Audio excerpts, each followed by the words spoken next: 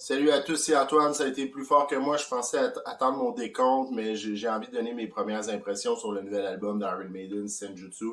Je l'ai écouté seulement 2 fois de A à Z avec mon casque d'écoute en suivant les paroles.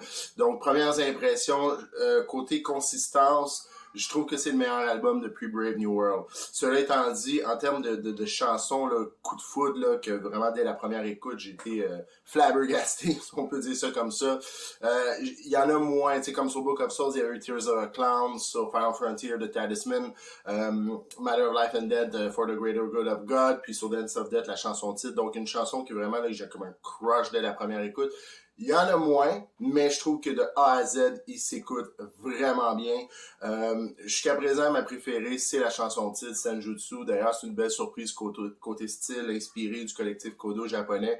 À titre anecdotique, le groupe Sepultura a fait une collaboration avec Kodo sur son album Against pour la chanson Kama Itachi, chanson instrumentale. Là, ça donne une vibe différente, là, mais on reconnaît le côté tribal. Bon, fin de la parenthèse. Donc, ce qui est toujours dommage quand ta chanson préférée, c'est la première, c'est qu'après ça, on dirait qu'il s'ajoute un peu de l'ombre sur le reste de l'album. T'écoutes l'album, on dirait que t'as pas cette surprise de dire ah oui, il y a une autre chanson encore meilleure que la première qui s'en vient. Mais bon, ça, peu importe, ça va peut-être changer avec le temps.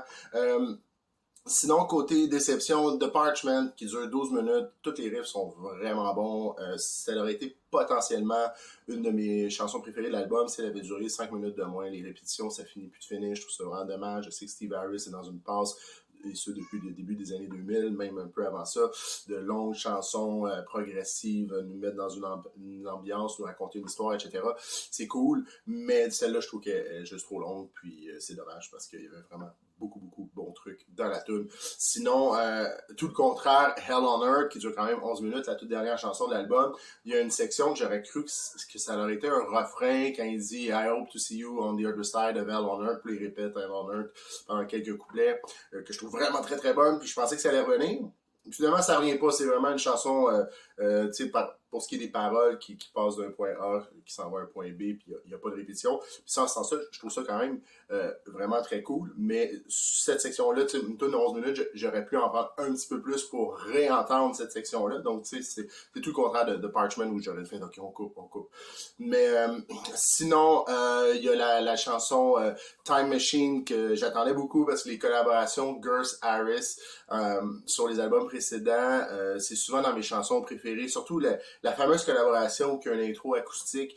Et ça a commencé avec Matter of Life and Death avec la chanson de Legacy. Ensuite sur Final Frontier avec The Talisman. Sur Book of Soul avec la chanson titre. Puis là, Time Machine pour cet album-ci. C'est une chanson que j'avais hâte. Puis j'étais comme, oh, ça sent la tune avec l'intro acoustique Gers Harris. Puis malheureusement, je la trouve moins bonne que les 3 autres.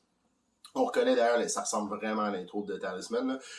Puis, côté instrumentation, cette tune-là, toute la section instrumentale, je la trouve hallucinante, je la trouve vraiment bonne. Mais par contre, pour ce qui est des airs de voix, je trouve que ça l'explose moins, comme de Talisman, quand cette tune-là part, une tune de Final Frontier, quand ça part, moi, ça me donne des frissons tellement je trouve ça bon encore aujourd'hui. Mais sur Time Machine, je retrouve pas cette sensation-là que j'avais sur les 3 autres, là, les 3 autres collaborations de Gers Harris. Sinon, dans un autre genre de collaboration, Gers Harris, il y avait Stratego, qui est une chanson plus courte, là, qui fait partie des 2 tunes courtes de l'album, avec celle-là puis Days of Future Past, qui sont quasiment des intrus sur l'album, rendu là, vu que les autres tunes sont quand même très longues. Stratego, dans les tunes courtes, ben, c'est ma préférée des deux. C'est une de mes chansons préférées aussi sur l'album. J'avoue que ça fait du bien d'avoir une tune comme ça, un petit peu plus straightforward. T'sais, elle suit la première, Senjutsu, que je trouve vraiment bonne, ensuite Stratego. Donc les 2 premières, c'est quand même parmi mes 2 chansons préférées.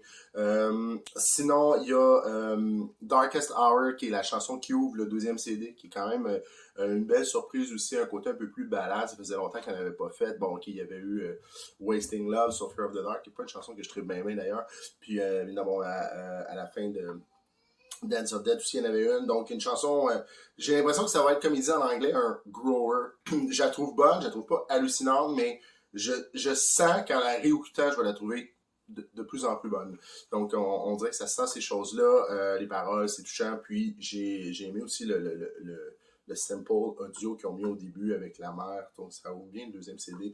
Il y a des gens, j'ai lu déjà des critiques de l'album, il y en a plein là, en ligne, qui ont trouvé, le deuxième CD part mal, ça aurait dû être The Time Machine qui ouvre le deuxième CD.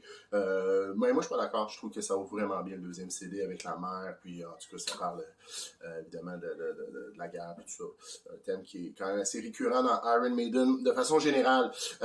Sinon, les collaborations, Bruce Dickinson et Adrian Smith, pour les compositions, il y en a 3. Il y avait Riding on the Wall, qu'on connaissait, qui était le premier single. Il y a Days of Future Past, puis justement Darkest Hour, dont je viens de parler.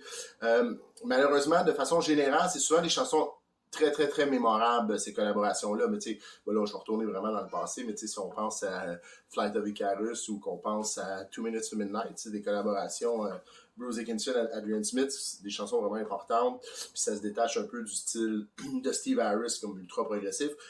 Je trouve pas que c'est les moments clés de l'album. Je dois admettre que de façon générale, ce qu'Harris a fait tout seul ou ce qu'il a fait avec Gurst, c'est des moments où, avec Smith pour la chanson titre, je trouve que de façon générale, ça surclasse les collaborations Dickinson-Smith, ce qui est un peu décevant parce que c'est souvent des chansons qu'on attend beaucoup en écoutant l'album d'Iron Maiden, dont la chanson Riding on the Wall, le premier single, j'adore l'intro.